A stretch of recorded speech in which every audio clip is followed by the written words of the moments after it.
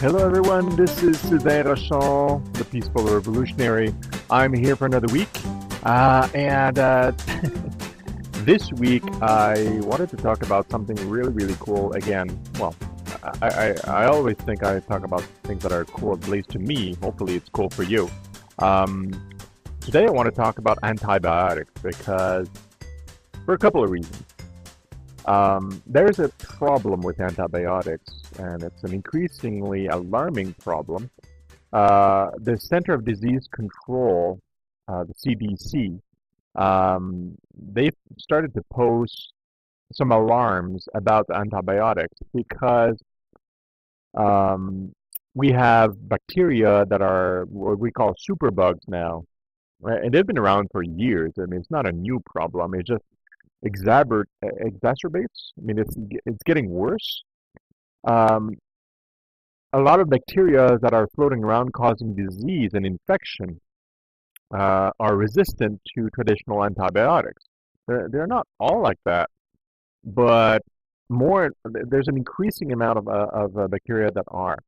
And what we've been doing for the longest time is just to try new antibiotics, and it's been a problem. And I'm going to backtrack a little bit in time just to explain how it works, how antibiotics work to kill bacteria.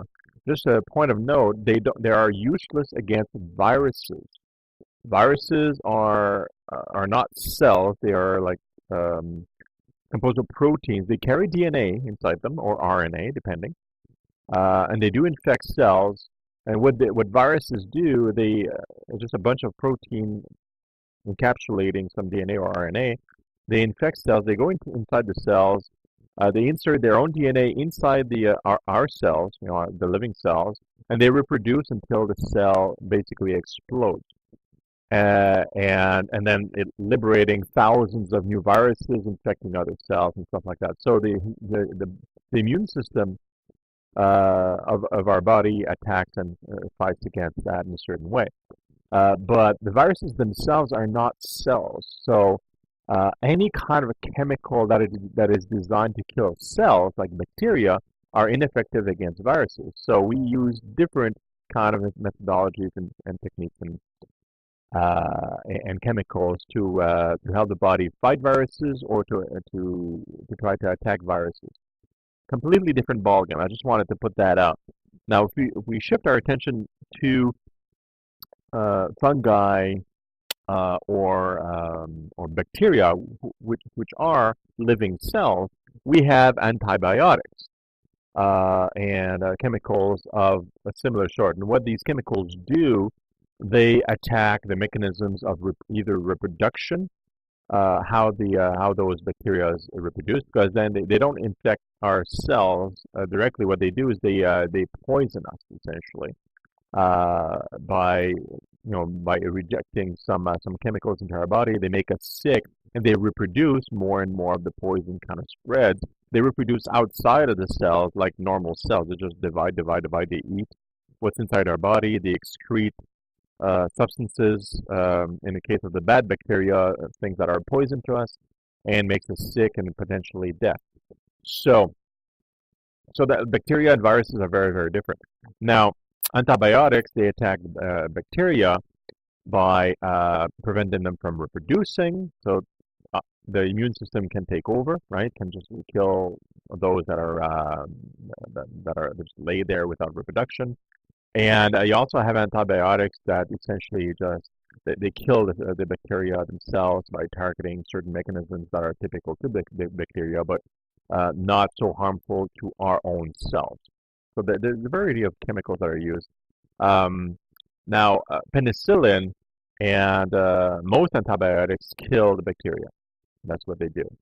And the penicillin itself, the first antibiotics, were discovered in 1928 by Alexander Fleming, a doctor that essentially stumbled upon it doing other research.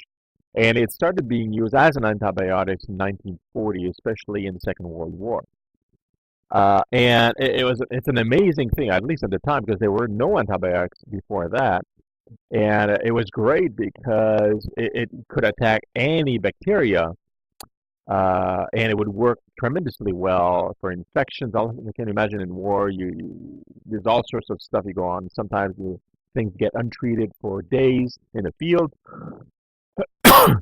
Antibiotics can clear the infection if it's in large enough doses and remove the bad bacteria and all this stuff. Awesome. So what they used to say in the day, they used to say that, well, it's the end of bacterial disease because penicillin is here. It's produced naturally in a fungus, actually. That's penicillium something or other, the Latin name. That's why Fleming coined the term penicillin. So they say, well, in 4 or 5 years after 1940, like by 1945, we'll have eradicated all diseases by using penicillin. So they were using penicillin everywhere, basically, because they thought, well, we're going to just eliminate these diseases. It's awesome. That didn't happen. And the reason is that they didn't quite understand how bacteria work internally. And I'm going to explain it to you because I'm going somewhere with this. Don't worry about it. Okay, that's good knowledge for you guys.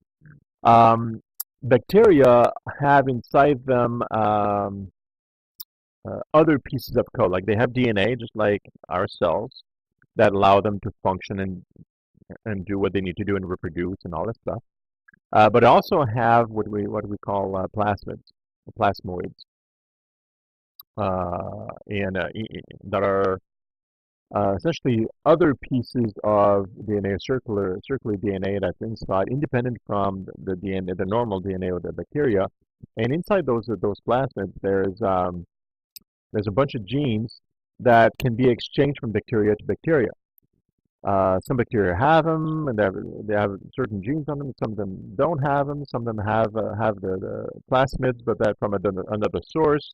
Cells exchange these plasmids between bacteria, and it turns out that some bacteria were producing through those plasmids or inside their own genetic code.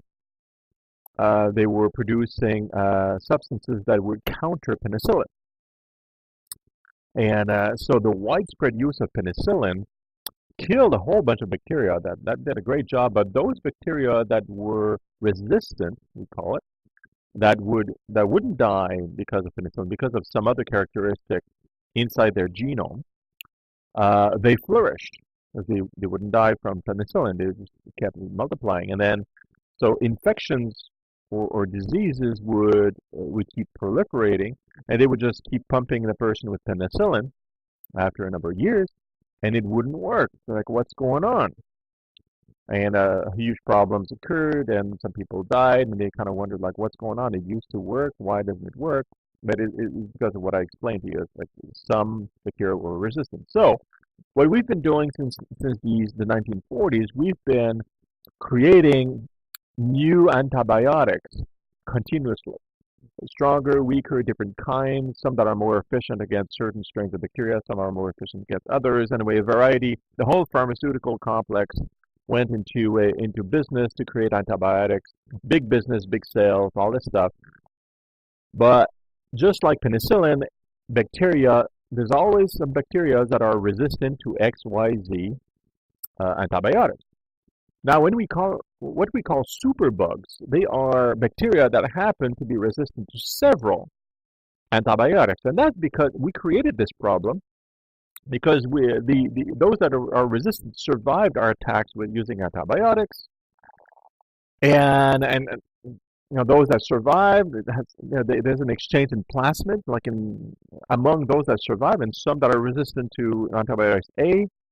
They're resistant to those that are resistant to antibiotics B. So now that bacteria has two resistances, and it can gather and increase. And the sad part is where do we use the most most different kind or the most quantity of antibiotics? In hospitals. So most superbugs or the nastiest bacteria live in hospitals. Heck, there is some species of antibiotics that are resistant to cleaning products. They're really heavy-duty cleaning stuff. The only way to really get rid of all the bacteria is using super strong alcohol concentrations or burning. That's why when people want to make an incision, they use like strong concentration alcohol to clean the tools when they do surgery, for example. That really wipes everything out because it really it breaks the cells. Like it would break any cell, bacteria and otherwise. So they wear gloves, obviously, to do that. Or under a flame, you heat up your tools. That's going to remove everything that's living on this tool because you're heating up at over 100 degrees Celsius. It's going to burn everything, right? Nothing can survive that on this planet that is alive. So they have to use those techniques to actually do that for surgery, which is great. At least there's a method. But in the halls and in the rooms, there's all these superbugs that are kind of floating around. I don't want to scare you guys, but that's where you use most antibiotics. So those that are resistant they can survive in that environment. And we have weaker antibiotics in our homes, not bacteria in our homes. Now, so this is the world we live in. There's this increasing amount of superbugs and more complex superbugs in such a way that the pharmaceutical companies have a hard time finding new antibiotics. And in some cases, they have to provide patients a cocktail, so multiple antibiotics, so that they can remove like some of the superbugs. And it gets really complicated, really expensive, and there's no end to it because these damn bugs, these damn bacteria are super adaptable. And if we continue to use antibiotics or to create new antibiotics, we just continue discovering new resistances among bacteria. And we've been working at it for 60 years, 70 years now? And we haven't found any kind of solution or any kind of chemical that would kill the bacteria without killing the body, because we don't want to kill the patient. So that's the story of penicillin and the problem. Now, it's anticipated that this year alone, I'm just going to make sure I get the right stat. I want to use the right words. Okay. Antibiotic-resistant bacteria, they kill about 700,000 people each year on the planet. And a recent study suggests that if we keep on that track, in 2050 or so, it's going to be about 10 million a year. This is only the bacteria that are resistant. So you try to treat a patient, and it doesn't work because there's a resistance, and the resistant bacteria flourish inside the body, and it kills the person. It's not huge numbers considering we're almost 8 billion people on the planet. But it's still significant. I mean, it's increasing because we're not solving the problem. So what do you guys do in your home, like, to actually prevent this? Well, number one, don't use antibiotics for all sorts of stuff. Like, try to just strengthen your immune system. Your immune system is very versatile. It can do lots of stuff on its own. So if you have a good diet, if you exercise, you sleep well, all this nice, healthy stuff, right? You have a strong immune system, and your immune system is going to adapt. It's designed to adapt to all sorts of conditions, bacteria, resistances, and whatever else. There's just a few diseases, like, for example, HIV, that attack the immune system, for instance, that the immune system has really hard trouble with. There's a few other diseases that are fairly common, like pneumonia. Like, if you get really, really strong, maybe your immune system can't counter fast enough, and you can die from it. It's a question of speed, not because it can't fight the pneumonia. Pneumonia is actually kind of tough inside the body because of it has like a shell, like a little bit of like an eggshell around it, and it does mutate somewhat. So it's a constant battle inside our body. Most people have pneumonia, they just don't know it yet, and an immune system kind of just keeps it at bay. And in a moment of weakness, you may catch it. I got pneumonia, like an outburst of pneumonia, a while ago, and that was terrible. That was many years ago. I was at university at the time, but it kind of, like, when it's allowed to flourish because of a weakness, tiredness, all that stuff, and it's inside you already. The immune system may not be able to may be surpassed by the multiplication of the pneumonia, that kind of thing. So you have some diseases that, because of their special capabilities or how they attack, they can defeat the immune system, but the immune system is still able to fight it off, right? Okay, so it's very flexible. So just stay healthy and minimize the use of antibiotics. If you have to use antibiotics, use it on the counsel of a doctor who's looked at you, and so that if you go to the emergency room and you have an infection, yeah, please use the antibiotics if he says that's a good idea. But don't use antibiotics when you have a little scrapes or a cold or things like that. That your immune system is going to take advantage of it. So you minimize your chances of in your home creating bacteria that are resistant to whatever you use, right? And so that when you need antibiotics, it's going to work on you. There's a better chance it's going to work on you. And also, don't spend too much time in hospitals unless you have to. Okay, because that's where the big bugs are. Now, there's good news. There's always good news.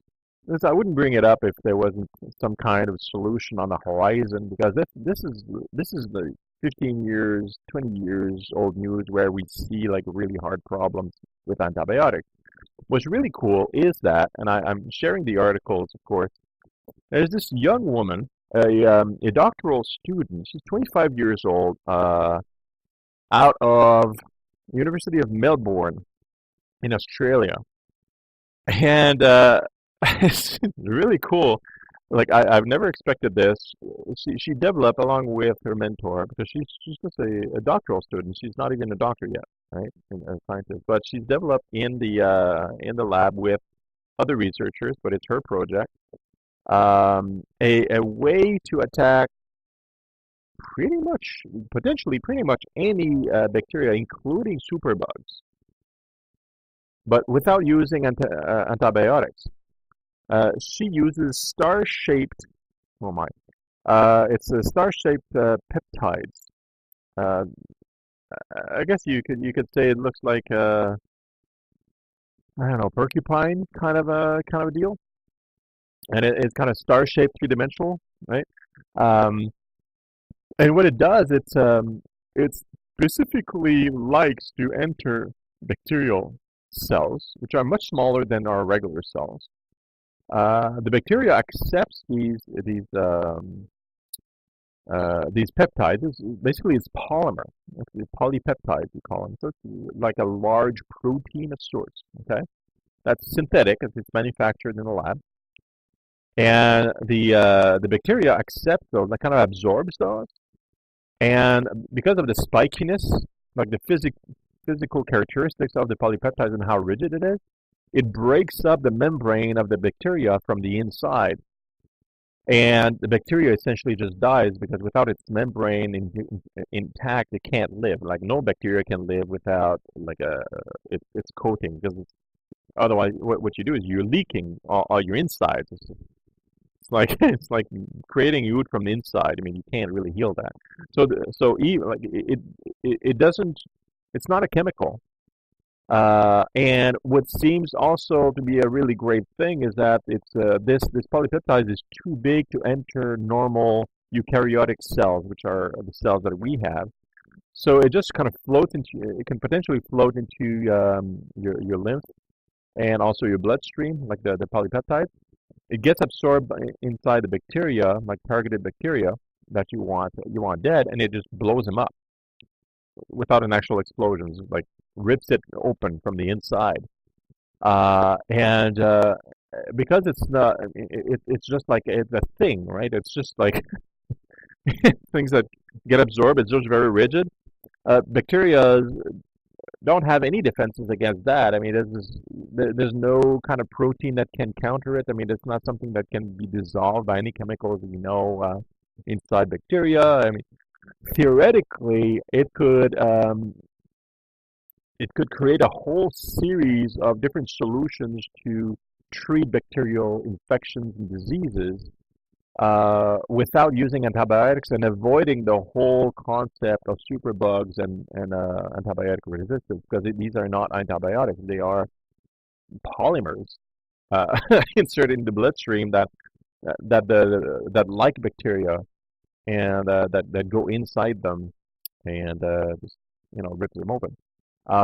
This is very, very new, but I wanted to point it out because obviously antibiotics is a serious issue. It's a serious health issue that needs to be resolved. And this is the first thing I see that is non-chemical that has like in labs. I mean, they did tests, of course, in beakers and things with bacteria. But they also did a live test in mice with a that was injected with a superbug, and it worked inside the mice without harming the mice. It eliminated the bacteria. I'm sharing a picture of the polypeptide at work, and you can see the image here. The big round like oval shapes are bacteria. That's a typical shape of bacteria. There's a lot of shapes. Some of them are more spirals and longer tubes or like spheres. There's different shapes, but these ones are kind of typical shape. And the green bits are the polymers. It's like throwing caltrops inside these things. It's kind of neat picture. Um, and so maybe that's a different field of study in the sciences that will allow us to treat a lot of problems for especially undesirable bacteria, and we avoid completely all the cocktails, all this stuff. I mean, pharmaceutical companies are going to have a heart attack if that actually comes out as a real field, unless they insert themselves in the field of medicinal polymer creation or whatever that's going to be named at that time. But let's keep a close watch on this because I've told you guys before about the CRISPR-Cas9 complex that essentially can do gene editing. And that actual solution can be useful to eradicate pretty much any retrovirus, including HIV potentially, also herpes and other viruses that insert their genes and hide inside our cells. So these are the nasty ones that keep coming back and that are persistent. So we have, like from last year, a solution that potentially could do that, and it's actually a very strong candidate to do exactly that. And now this comes out for bacteria. Again, I explained the viruses and bacteria are different. Now we're missing, I guess, a treatment, a very good new treatment for, I guess, standard virus infection. I haven't seen anything super duper revolutionary on that, but that may be coming. The peptides won't work against viruses. It's not. Viruses don't accept proteins entirely because they are a protein themselves. They're just going to bump into each other and nothing's going to happen.